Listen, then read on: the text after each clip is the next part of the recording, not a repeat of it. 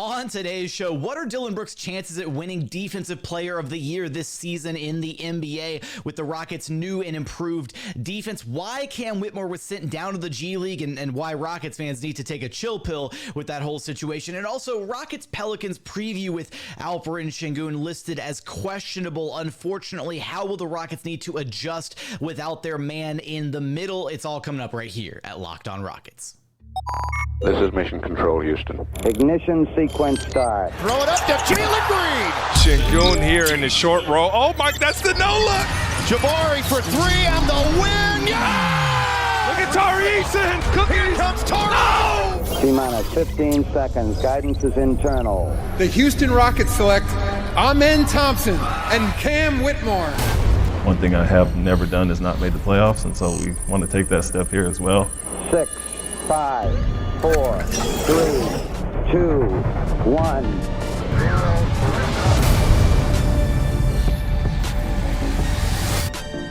What's up, and welcome to another edition of Locked On Rockets, your daily podcast home for everything Houston Rockets basketball. As always, I'm your host, Jackson Gatlin, native Houstonian and credentialed media member. I'm also the host of Locked On NBA Mondays. Be sure to follow along on Twitter at JT Gatlin, and the show, of course, at Locked On Rockets, free and available wherever you listen to your podcasts, including YouTube. Now, today's episode is brought to you by PrizePicks, the easiest and most exciting way to play daily fantasy sports. Go to PrizePicks.com/LockedOnNBA and use code all lowercase LockedOnNBA for a first deposit match up to $100. And as always, thank you so much for making Locked On Rockets part of your day every single day, whether it's on your way to work, on your lunch break, in the gym. Thank you for being an everydayer. Thank you for making the show part of your day every single day. A lot to get to today. I want to start a little bit with a discussion prompted by shout out to Twitter user Noodle Mantra, incredible name, about Dillon Brooks and his chances at Defensive Player of the Year for the Rockets, because I think it's an interesting discussion to be had and kind of an interesting narrative at play there. Also, Cam Whitmore being sent down to the G-League. I know it's a couple days past on the news initially coming out, but I see a lot of Rockets fans kind of frustrated by the decision to send Cam to the G-League. So I kind of want to discuss it a little bit, some of the goals and what the Rockets are hoping to achieve with that decision, and why this is the best thing for Cam right now in his career. And then lastly, want to get into a little Rockets Pels preview, especially with the fact that Alperen Sengun listed as questionable for the game with what's being listed as a left ankle injury. Look, we're gonna get into the Alp injury stuff. However, I will give the caveat here right at the top. The other night after the Lakers game, Alp looked fine. He wasn't hurt. He wasn't limping. He wasn't moving uncomfortably, any of that, which is why myself and none of the other reporters actually asked about Alp and whether he was okay or the injury concern or whatever. And frankly, even if we had asked, he would have just brushed it off and said, I'm fine. Like, players do that all the time. You're not going to get a straight answer from them.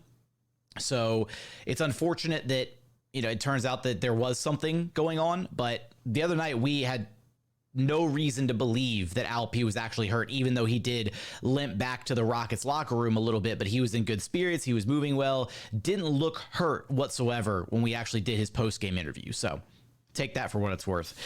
Let's talk a little Dillon Brooks and the chances of him maybe being a DPOY candidate this season. Now, that might seem like a crazy talking point to discuss, especially right here at the top of the show. But as it was pointed out and suggested to me, I actually think there might be some merit to this argument, because the Memphis Grizzlies have largely been one of the NBA's best defenses the last few years with Dillon Brooks on the roster. And they've got now Jaren Jackson Jr., they've got Marcus Smart, they've got a couple of DPOY caliber players on their roster. And yet their defense has slipped all the way down to 13th. So they were third in the NBA in defense last season. They've slipped all the way to 13th. It's a small sample size. I get it. Point is, their defense has regressed a little bit without Dillon Brooks out there. Meanwhile, the Rockets have gone from the worst defense in the NBA, or 29th, whatever, basically the worst defense in the NBA, to being number 9 in defense in the NBA. Shout out to Dillon Brooks wearing number 9. It's kismet. But legitimately, I think there's an argument there for how the addition of Dillon Brooks has elevated the Rockets defense to a point that they're actually a good, competent defensive team. And shout out to my guy Cosmo for crunching the numbers on Twitter. But these are the numbers of all the top offensive options when guarded by Dillon Brooks. Franz Wagner went 2 of 5 from the floor. Victor Wembanyama went 2 of 5. Steph Curry went 1 of 5 shooting from the floor. Keegan Murray was just 2 of 5. And then LeBron James was 2 of 6. So Dillon Brooks is absolutely clamping up whoever he's guarding for the Houston Rockets night in and night out. And he's a big part of why this team is currently sitting with an above 500 record and playing good basketball for the first time in almost 3 years. It's too early right now for this narrative to really start to take effect. The NBA hasn't even put out their DPOY player ladder yet, which they do. Last year, they put it out on November 8th, I believe. It was like Tuesday, November 8th. So we should be nearing the point in time where the ladder should come out. I would expect it to come out early next week, Monday or Tuesday, somewhere around there. And based on how well the Rockets are playing, and as long as they don't suddenly regress massively in these next 2 games against the Pelicans and against the Nuggets on Sunday, if they're still competitive and if they win both of them or at least one of them moving forward and stay above 500 or at 500, I think there's a world where we see Dillon Brooks on that list as one of the prominent figures for DPOY this season, because he's absolutely been an integral part of the Rockets defense. And I do think there's potentially a world where he could finish as at least a finalist defensively, if not actually be in the running for the award.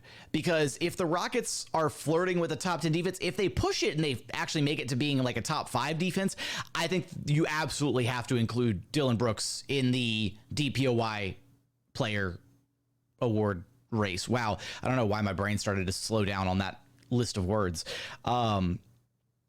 So I'm curious, give me your thoughts. Do you think Dillon Brooks has a chance to be a DPOY finalist or a chance to even flat out win the award? Right now on FanDuel, he's listed at plus 16,000 to win the award. It's way too early on, and I know it's a lot harder for a guard or, a wing to win the award than it is for a big man, but Marcus Smart won it just a couple seasons ago.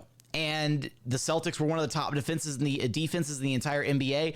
And I think Dillon Brooks has maybe the narrative push, especially if the Grizzlies continue to struggle the way that they have to start this season.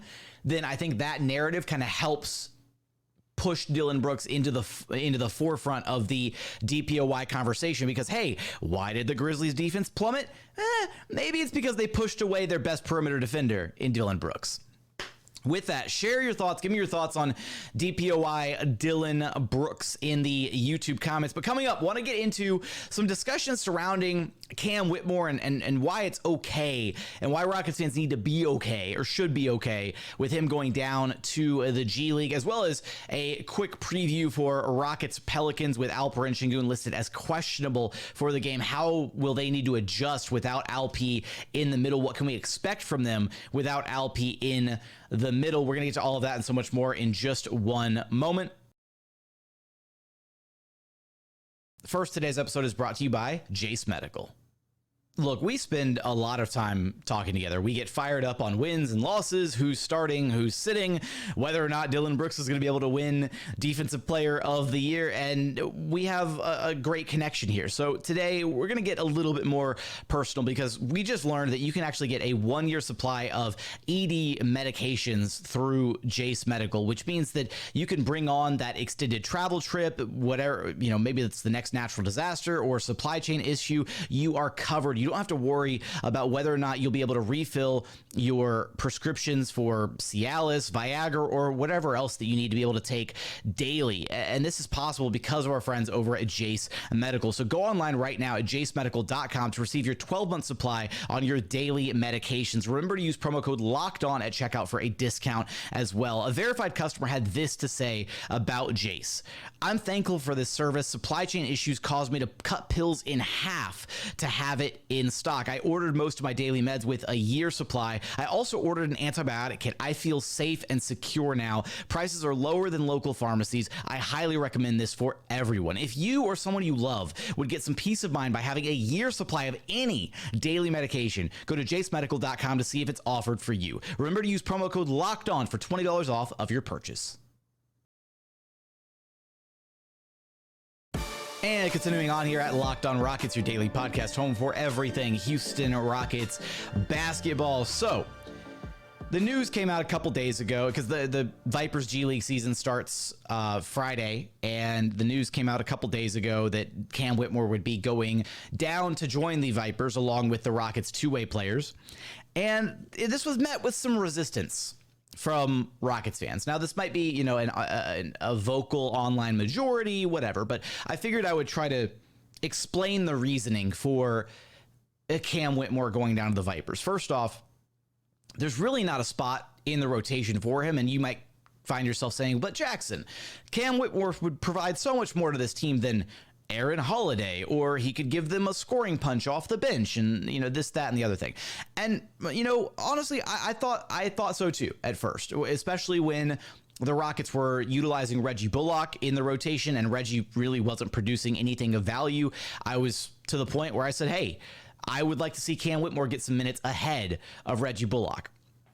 Now, that ultimately didn't wind up happening, and to me, first off, I understand this was always kind of the plan for Cam Whitmore. In fact, I remember talking to one of the Rockets assistant coaches back during training camp, who is actually going to be spending some time with the G-League Vipers because they had intentions of sending Cam down to the Vipers, basically. So the Rockets are not only sending Cam down to the Vipers, they're sending an assistant coach down there with him so that, you know, understandably, so that he can work on specific things, so that he can continue to improve his game, work on his fundamentals, just kind of round out his game, refine his game, and get to a place where he's a much better overall player and in a much better spot professionally than where he is right now. That's not to say that Cam doesn't have an immense amount of talent. He obviously does.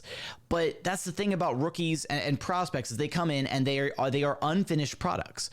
And it's not beneficial for Cam to ride the pine and sit on the Rockets bench and get no playing time, or maybe he gets the occasional garbage time minutes or whatever.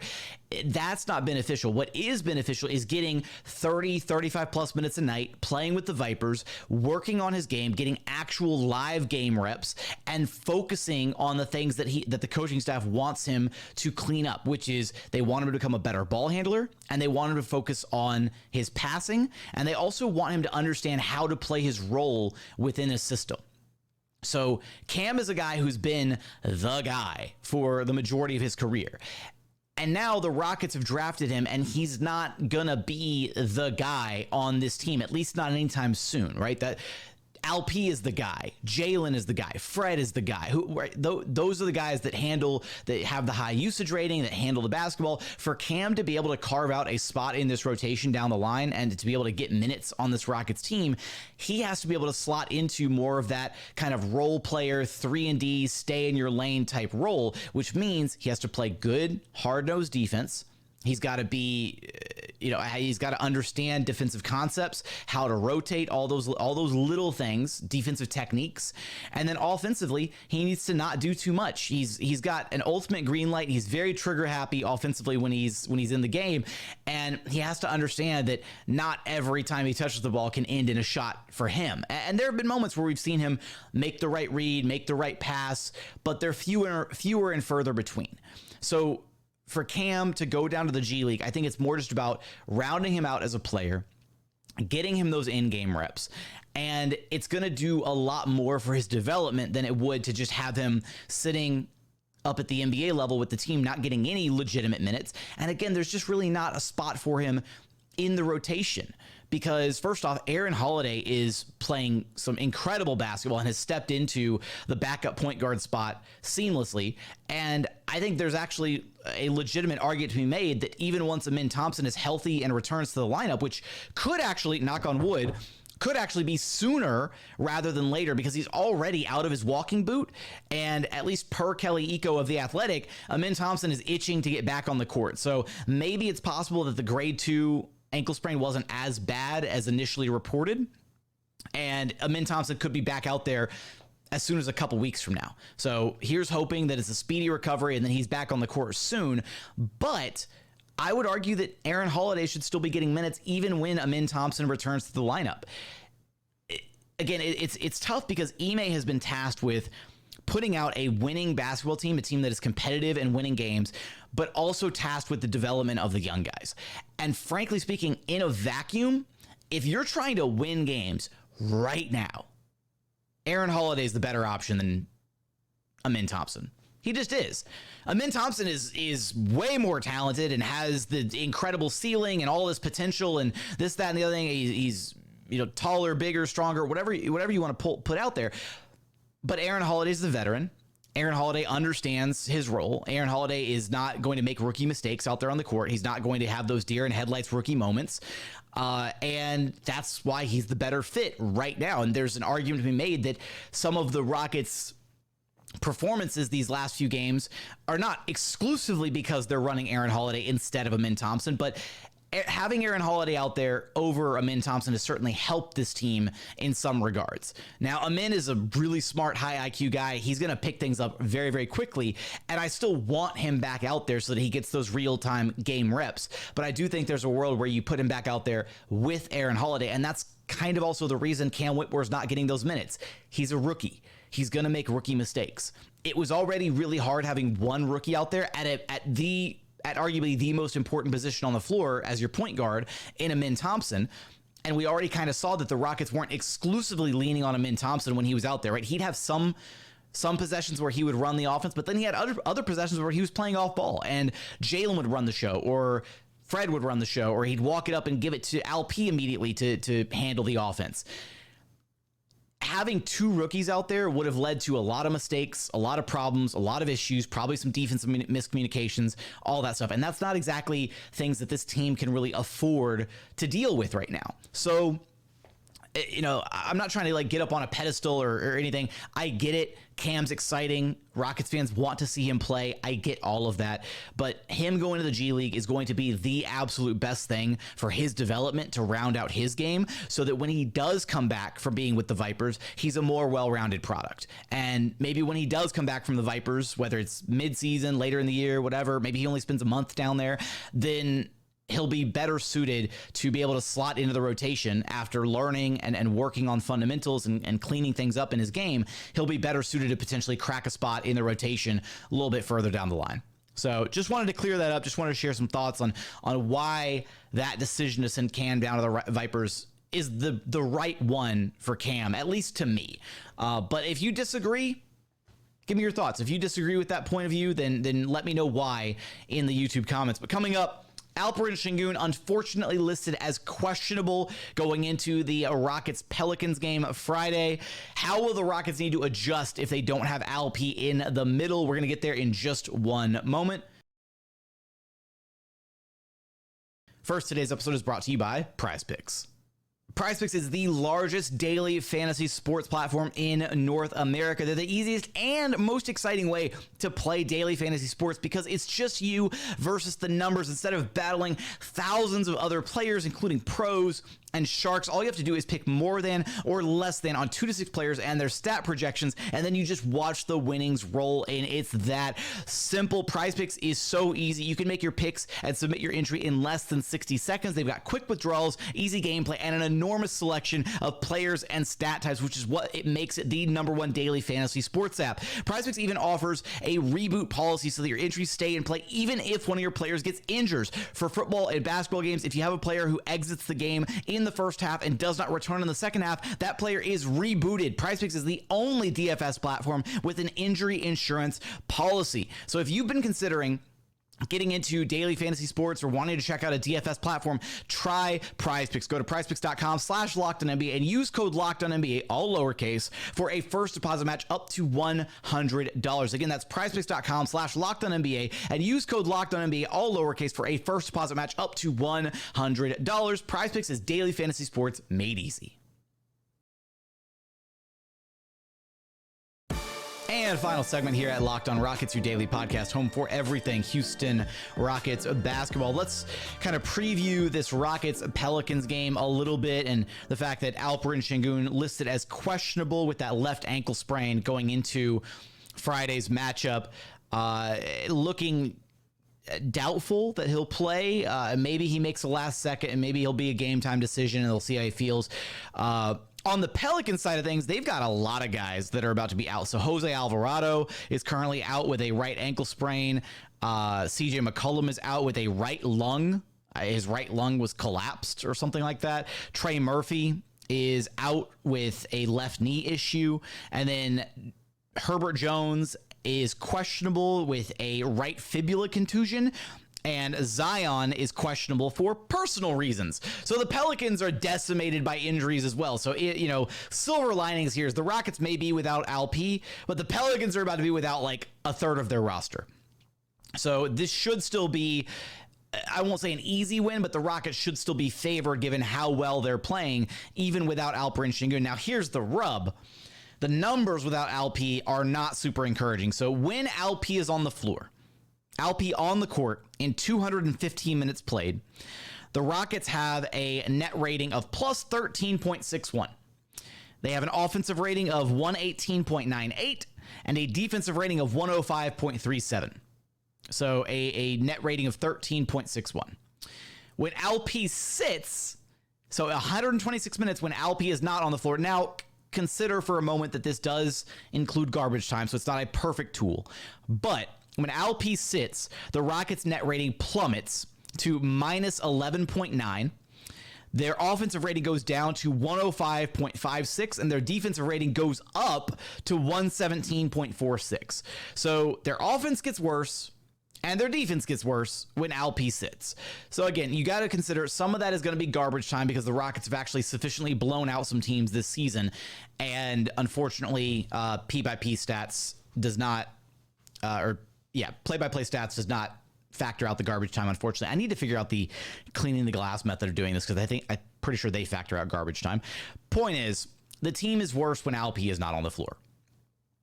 And that is going to be a serious concern in this game because Alp has been the most consistent offensive force for this Rockets team, whether it's him directly creating offense via post-ups or his playmaking, or if it's just him as a screen and roll threat where he screens for Fred or Jalen and rolls hard to the rim and creates that gravity, thereby drawing another defender and kind of opening up those driving lanes, opening up those opportunities for his guards on the perimeter because he's a really great screen setter.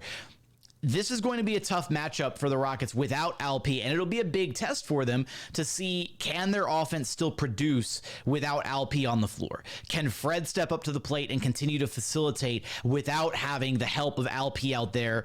The gravity of Alp and also having him out there as a screen setter. And the real big question is, who would start in place of Alperen Sengun?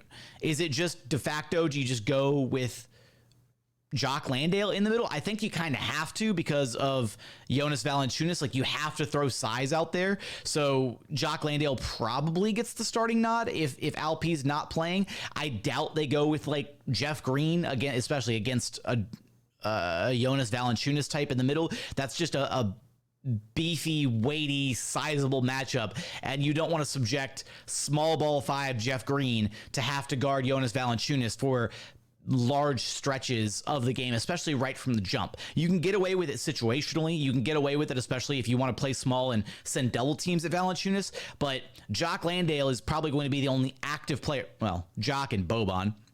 Those are going to be the only active players on the roster who can guard Valanciunas in single coverage and not get absolutely demolished by his sheer size.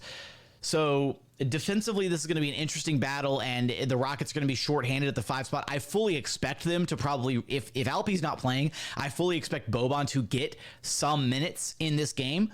And it really shouldn't be like it was during the Silas era where you're like, oh, why is Boban getting minutes? Ime used Boban against the Spurs, and it was actually Boban was actually pretty productive in the minutes that he was out there on the floor. Did a good job kind of covering up the paint a little bit, got a couple rebounds, things looked decent, got a bucket or two offensively. So I could see a world where Ime actually uses Boban, for very short stretches situationally in this matchup against the Pelicans, just to have some additional size out there against Jonas Valanciunas. And past that, offensively, it just kind of becomes the big question of where do the Rockets get, how do the Rockets facilitate the basketball offensively? Because not only is Alpe a go-to bucket and somebody that you give the ball to and he creates offense, he's a connective tissue piece. Because if you hit Alpe in the short roll or whether he's, on a pocket pass or whatever, he's able to read the floor and make a read, right, and kick it out to the open shooter, or he's able to post up and draw that second defender and kick it out and get the defense scrambling to where the Rockets are able to get some high quality open looks.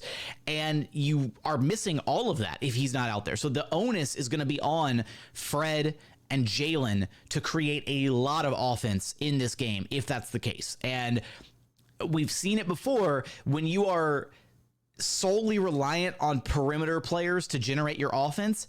It can get a little ugly. The reason the Rockets offense has started to look really good, especially these last 4 games during this win streak, is they have a level of inside-out play going through Alperen Sengun. Yes, they still play on the perimeter. Yes, they still have moments where they run pick-and-roll actions and they get Fred or Jalen downhill, or they get to their drive and kick game where somebody breaks down the defense and gets inside and then kicks it out to the next guy, and then that guy drives and kicks and then drive and kick and drive and kick. And Ime Udoka's offense is very drive and kick oriented, and thankfully all the players on the roster have really embodied that and understood the assignment as far as Dillon will catch the ball, drive, 2 dribbles, kick to the next guy. Jabari, drive, dribble, 2 kicks, or 2 dribbles, pass out to the next guy. And it looks really good doing that. But they haven't exclusively been doing that. They have possessions where they slow it down, where they dump the ball down low to Alpe, and he does his post-up magic and either gets a bucket himself or forces the second defender. They have different ways to attack a set defense, especially in the half court. And without Alperen Sengun out there, it's going to look a lot worse. So I'm a little honestly concerned going into this game because the Rockets have 3 very consistent offensive forces on their squad, and one of them hasn't even really been consistent this season in Fred VanVleet, because he's had a couple really big games and he's had a couple not so great games. He's been very steady as a playmaker, but his playmaking is also going to take a hit without having Alperen Sengun out there as a screener, as a his gravity rolling to the rim, all that stuff. So how do the Rockets handle this?